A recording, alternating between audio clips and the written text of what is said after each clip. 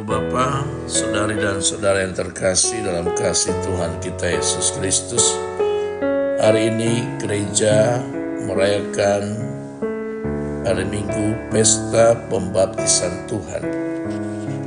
Dan Injil yang dikutip hari ini dari Injil Lukas pasal 3 ayat 15 sampai dengan 16, dilanjutkan ayat 21 sampai dengan 22. Kegembiraan Kristiani. Saudari dan saudara yang terkasih dalam kasih Tuhan kita Yesus Kristus, Lukas tidak memberitahu kita siapa yang membaptis Yesus. Dalam Lukas, kisah Yohanes Pembaptis berakhir dengan janjinya tentang seseorang yang akan membaptis dengan Roh Kudus. Kemudian Yohanes ditangkap. Pada pembaptisan itu sendiri, seluruh konsentrasi Lukas adalah pada kedatangan Roh Kudus. Memang itu bukanlah kisah tentang pembaptisan sama sekali, karena pembaptisan hanyalah penanda waktu untuk kedatangan Roh Kudus. Ketika Yesus setelah pembaptisnya sendiri sedang berdoa, misi Yesus dimulai dengan kedatangan Roh Kudus. Dengan cara yang sama dalam jilid kedua dari Lukas, yaitu di dalam kisah para rasul, misi para rasul dimulai dengan kedatangan Roh Kudus pada hari Pentakosta. Seolah-olah Lukas ingin menunjukkan pentingnya Roh Kudus dari awal hingga akhir kehidupan Kristen. Dan inilah yang terjadi dalam kedua tulisan itu. Peran yang dimainkan oleh Roh Kudus mengarahkan semua tindakan.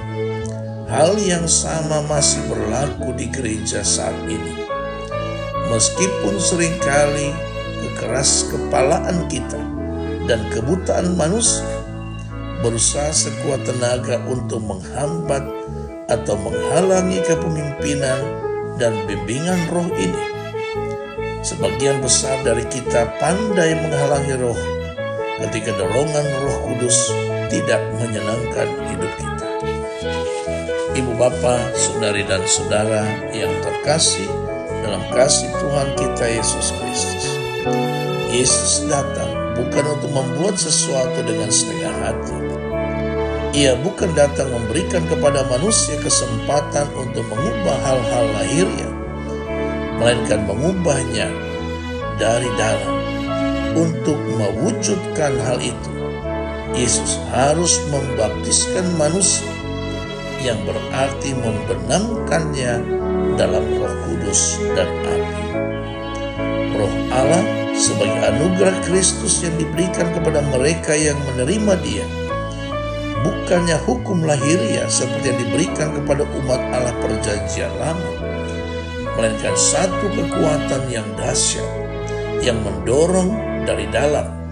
Kekuatan inilah yang membuat manusia mampu mengikuti pesan Injil Kristus dan pegangan sebagai pegangan untuk mencapai tujuan. Kekuatan yang sama telah mendorong Kristus selama masih di dunia ini untuk memberikan kesaksian tentang kasih Bapa terhadap anak-anaknya. Saudari dan saudara, ibu bapa yang dikasih Tuhan, dewasa ini istilah pembaptisan dengan roh hanya diterima dalam arti pembaruan dalam roh atau pembebasan roh. Ini berarti suatu kesadaran baru tentang kehadiran dan peranan Roh Kudus dalam kehidupan setiap orang. Undang Roh Kudus dampingi kita dalam siaran hidup kita.